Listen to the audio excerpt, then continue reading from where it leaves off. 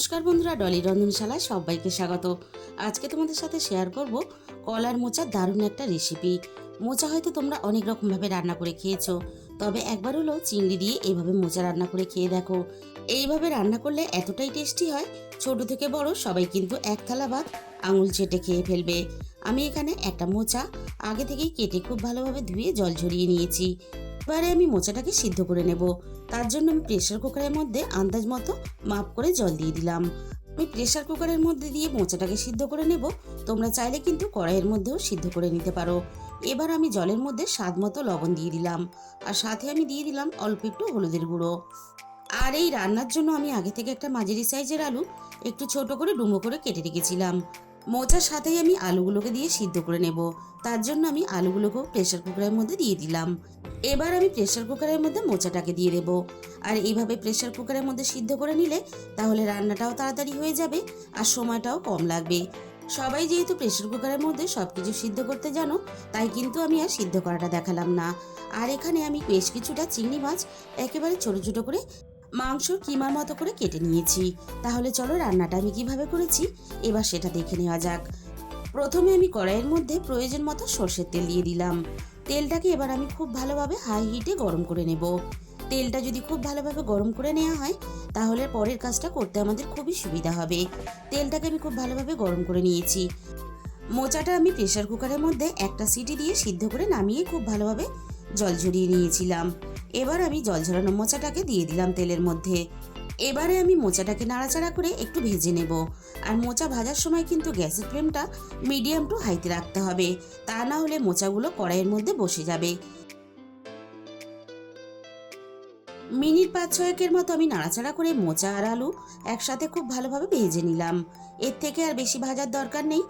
মোচা যদি খুব বেশি ভাজা হয় তাহলে মোচার মধ্যে একটা শক্ত ভাব চলে আসবে, আর মোচাটা অনেকটাই কিন্তু কড়াইয়ের মধ্যে বসে যাবে। এবার আমি ভাজা মোচা আর আলু কড়াই থেকে নামিয়ে নেব।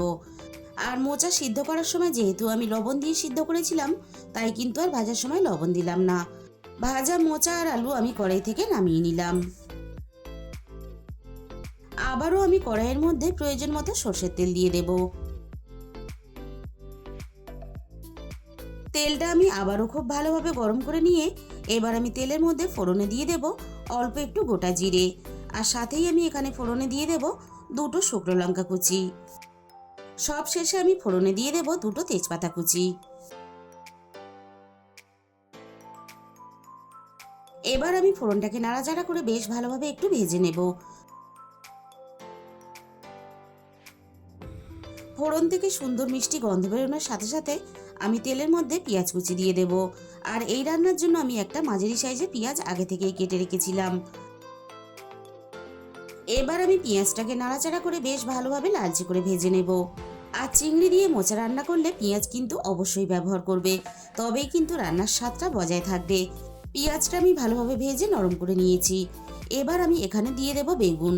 এই রান্নার জন্য আমি আগে থেকে অল্প একটু বেগুন কেটে রেখেছিলাম। এবার আমি বেগুনগুলোকে ভেজে নেব। আর মোচা রান্নাতে অবশ্যই কিন্তু বেগুন ব্যবহার করবে, তবেই কিন্তু রান্নাটা বেশ মাখা মাখা হবে, না হলে কিন্তু রান্নার মধ্যে একটা জলভাব চলে আসবে। বেগুনটাকে আমি একটু হালকা নাড়াচাড়া করে নিয়ে এবার আমি রান্নার স্বাদ মতো লবণটা এই সময় দিয়ে দিলাম। এবার আমি লবণ দিয়ে নাড়াচাড়া করে বেগুনগুলোকে খুব ভালোভাবে ভেজে নেব। আর বেগুনগুলো যাতে একটু তাড়াতাড়ি নরম হয়ে আসে তার জন্য আমি কড়াইটা একটু ঢাকা দিয়ে দেব। মিনিট 2-3 মতো আমি কড়াইটা ঢাকা দিয়ে দিয়েছিলাম। এবার আমি কড়াই থেকে ঢাকাটাকে সরিয়ে নিলাম। আর বেগুনগুলো বেশ আগের থেকে অনেকটাই নরম হয়ে গেছে। এবার আমি বেগুনটাকে নাড়াচাড়া করে বেশ ভালোভাবে ভেজে নেব। বেগুন আর পেঁয়াজ আমি একসাথে নাড়াচাড়া করে বেশ ভালোভাবে ভেজে নিয়েছি। এবার আমি কেটে রাখা চিংড়িটাকে দিয়ে দিলাম। আর চিংড়ি যেহেতু আমি একেবারে ছোট ছোট করে কেটে নিয়েছি, তাই চিংড়িগুলো আলাদা করে ভাজলে কড়াইয়ের মধ্যে বসে যাবে, আর চিংড়ি কিন্তু রান্নার মধ্যে খুঁজে পাওয়া যাবে না। তাই আমি বেগুনের সাথেই চিংড়িগুলোকে নাড়াচাড়া করে বেশ ভালোভাবে ভেজে নেব। আর এইভাবে চিংড়ি যদি রান্নাতে ব্যবহার করা হয় তাহলে অল্প একটু আধটু হলেও সবাইয়েরই কিন্তু খাওয়ার সময় মুখের মধ্যে পড়বে। চিংড়িগুলো খুব ভালোভাবে ভেজে নিয়ে এবার আমি রান্নার প্রয়োজন মতো আদা বাটা দিয়ে দিলাম। আর সাথেই আমি একটা মাঝারি সাইজের টমেটো কুচি দিয়ে দিলাম। এবার আমি আদা আর টমেটোটা সবকিছুর সাথে নাড়াচাড়া করে বেশ ভালোভাবে একটু কষিয়ে নেব, আদা আর টমেটোর কাঁচা গন্ধটা চলে যাওয়া পর্যন্ত। মিনিট দুয়েকের মতো আমি আদা আর টমেটো সব কিছুর সাথে খুব ভালোভাবে কষিয়ে নিলাম। এবার আমি রান্নার মধ্যে অল্প একটু জল দিয়ে দেব। এবার আমি রান্নার একে একে গুঁড়ো মশলাগুলো দিয়ে দেব। প্রথমে আমি দিয়ে দিলাম হাফ চামচের একটু বেশি হলুদের গুঁড়ো, আর সাথেই আমি দিয়ে দেবো ঝালের জন্য একেবারে অল্প একটু লঙ্কার গুঁড়ো। কারণ মোচা রান্নাতে খুব বেশি ঝাল হলে কিন্তু খেতে ভালো লাগবে না, তাই ঝালের পরিমাণটা কিন্তু অবশ্যই কম দেবে। এবার আমি দিয়ে দেবো 1 চামচ ধনে গুঁড়ো। ধনে গুঁড়োর সাথেই আমি 1 চামচ জিরে গুঁড়ো দিয়ে দিলাম। আর এখানে দিয়ে দেব হাফ চামচের মতো গরম মশলার গুঁড়ো। আর সাথেই আমি এখানে দিয়ে দেব রান্নার স্বাদ মতো অল্প একটু চিনি। আর চিনিটা কিন্তু অবশ্যই ব্যবহার করবে, তাহলে রান্নার স্বাদের ব্যালেন্সটাও ঠিক থাকবে, আর তার সাথে সাথে রান্নার কালারটাও খুব ভালো আসবে। এবার আমি সব কিছুর সাথে গুঁড়ো মশলাগুলো নাড়াচাড়া করে একটু সময় নিয়ে বেশ ভালোভাবে কষিয়ে নেব। মশলাটা দেখো আমি বেশ ভালোভাবে কষিয়ে নিয়েছি। এর থেকে বেশি আর কষানোর দরকার নেই। এবার আমি ভেজে রাখা মোচাটা দিয়ে দেব।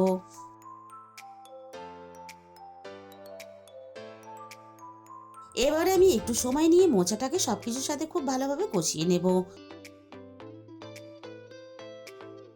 মিনিট পাঁচেকের মতো আমি মোচাটাকে একটু কষিয়ে নিয়েছি। এবার আমি মশলা আর মোচা একসাথে পাক হওয়ার জন্য আমি কড়াইটাকে একটু ঢাকা দিয়ে দেব। মিনিট দুই তিনেকের মতো আমি ঢাকা দিয়ে দিয়েছিলাম। আর দেখো মশলা থেকে সুন্দরভাবে তেল ছেড়ে দিয়েছে। আবারও আমি মোচাটাকে নাড়াচাড়া করে আরও একটু ভালোভাবে কষিয়ে নেব। মোচাটা আমার বেশ ভালোভাবে কষানো রেডি হয়ে গেছে। এবার আমি রান্নার মধ্যে প্রয়োজন মতো জল দিয়ে দেব। আর এই রান্নাটা খুব বেশি কিন্তু একেবারে ঝোল করে রান্না করলে খেতে ভালো লাগবে না, তাই জলের পরিমাণটা কিন্তু খুব বেশি দেওয়া যাবে না। এবারে আমি সব কিছু নাড়াচাড়া করে খুব ভালোভাবে একসাথে মিশিয়ে দেব। এবারে আমি কড়াইটা ঢাকা দিয়ে ভালোভাবে রান্নাটা করে নেব। মিনিট 15-র মতো আমি ঢাকা দিয়ে রান্নাটা বেশ ভালোভাবে করে নিয়েছি। আর রান্নাটা কিন্তু ঠিক এরকম মাখা মাখা করে করতে হবে, তবেই কিন্তু খেতে বেশি ভালো লাগবে।